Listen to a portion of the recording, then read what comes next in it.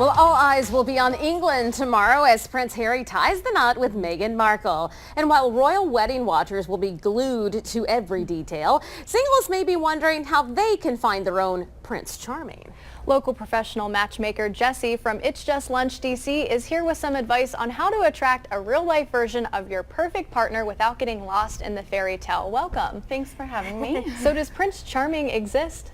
You know, for Meghan Markle and Duchess Kate, it worked for them, but for many of us, realistically speaking, we've had to kiss a lot of frogs to find that prince. Yeah, that's the truth. And, you know, I tell a lot of my clients from It's Just Lunch that it's important to have realistic expectations. And so, yeah, exactly. So how would you go about having those realistic expectations? You know, don't look for perfection, look for compatibility. Okay.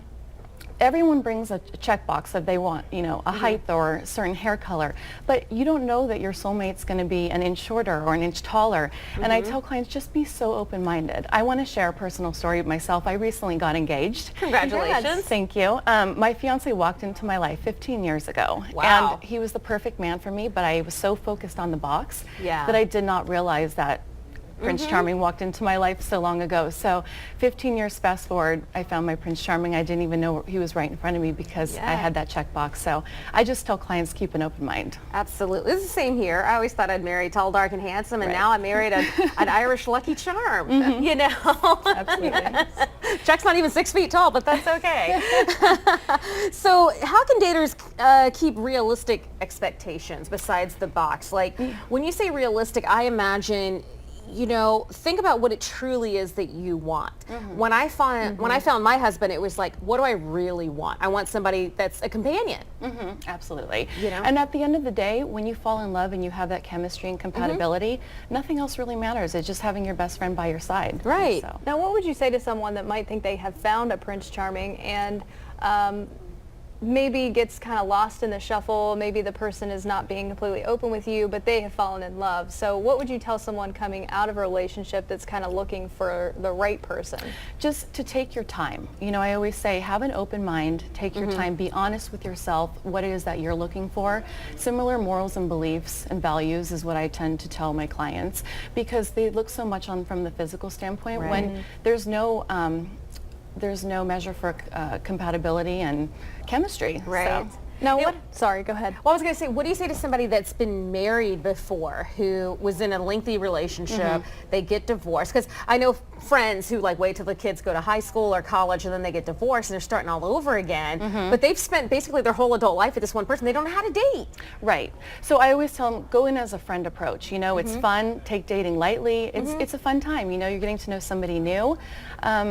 And just always be positive and have an open mindset, because that portrays out on the person. So what you bring out in the universe comes back to you. And so what would you tell someone if you're going to the bar, you're going to golf lessons, trying to meet people, and you're just not meeting the right types of people? You know, try new avenues. I tell people, if it's not working and you're going to the same bars, the same restaurants, try new places, go to a golf tournament, a sporting event, go out of your comfort zone. Right. Because that Mr. or Mrs. Right could be sitting right next to you and you don't even know it. So Absolutely. start up a conversation with somebody that you never thought you would, you know, just out of...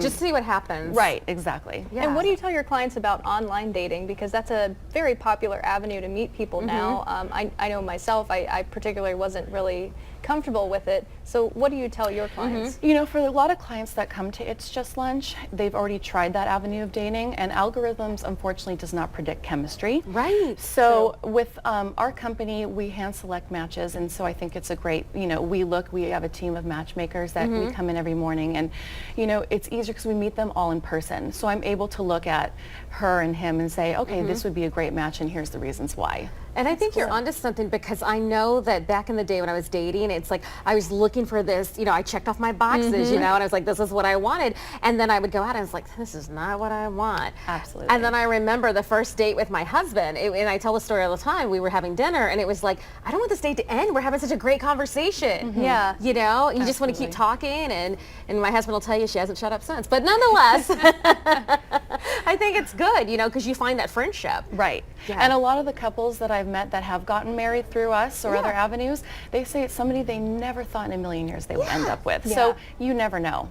Yeah. Now, I have one question, because, you know, oftentimes if you're kind of in a rut and you're not meeting new people, you might kind of go back to some older relationships. So do you tell your clients not to do that? Absolutely never works. Move forward, try different avenues. My fiance is somebody that is nothing like any of the people that I've dated in the past. I just say have an open mind, be positive, let it be fun. Yeah. Okay.